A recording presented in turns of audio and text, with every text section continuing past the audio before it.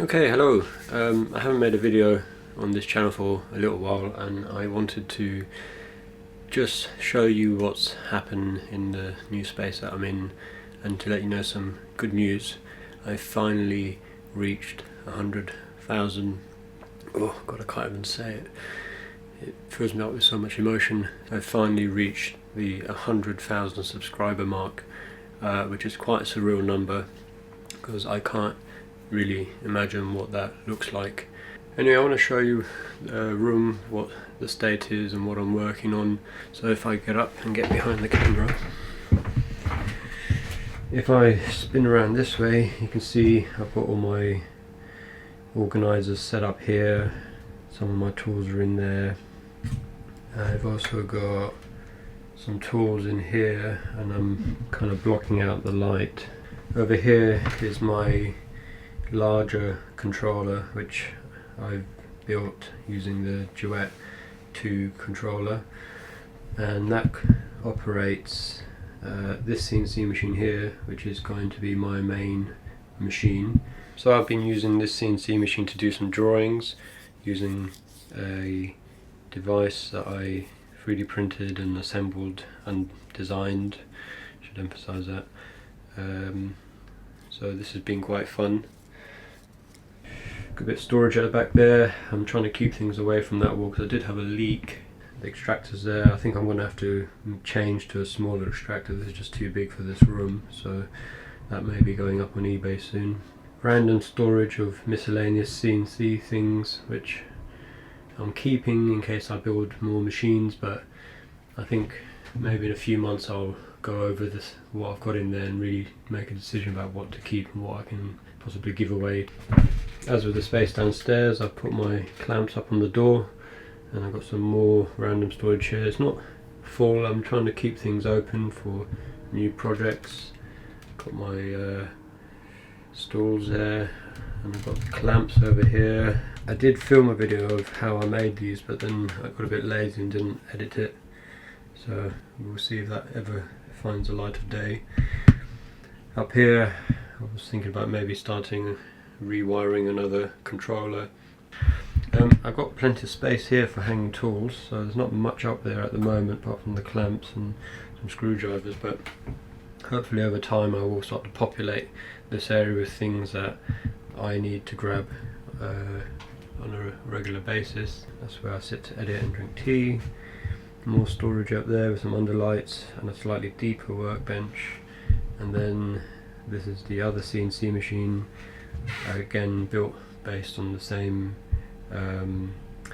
design that I came up with the larger one, although the spindle's slightly different on this one, which you can see up here. And this is the one that I'm using to help me put together a manual for the machine.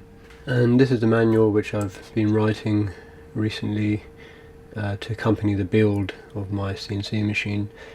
What I'm hoping to do is to start producing the plates and selling the manual with a description of what you would need to buy in terms of material, fixings and tools, and to provide a kind of good description of how to assemble and think about building a CNC machine so that you can use it to dramatically expand the things you can do in your workshop. So that's a quick update video. Again, I just want to say thanks to everyone who's stuck with this channel and checked in every now and then to make sure that I'm still producing videos and wondering what the hell I'm doing. Hopefully this gives you a better idea, and I'll be doing more things in the future, providing I have the energy. And the thing that's only relevant to UK viewers up to the 12th of this month is to make sure to vote, unless you forgot to register because you're too busy being young, and then you'll probably need to deceive your grandmother into not voting, because there really is a political age divide that needs to be balanced out in some way. I'm planning to vote for my local Labour candidate because he has a nice beard, but I also believe their policies address key issues like the environment, shortages in our National Health Service, reining in companies which evade tax, and to see a long overdue investment in areas around the UK that have been neglected. And that kinda was the point the free broadband stuff was meant to address. Just think, there are poor sods on this island who can't upload YouTube videos, they are stuck in dead-end jobs, or worse still, no jobs, with only the National Lottery as a means of escape. I also believe the Labour stance on Brexit is the only way the issue can be resolved or finished off, depending on your opinion. At the end of the day, the original referendum happened, there's no denying that, but it was like a vote on whether people wanted to eat. Now we know they were hungry, deciding on what to eat isn't as mental as some people claim it is. And if it was as simple as putting it in a microwave, as unelected minority government Torag Borisy claims, it would have happened by now.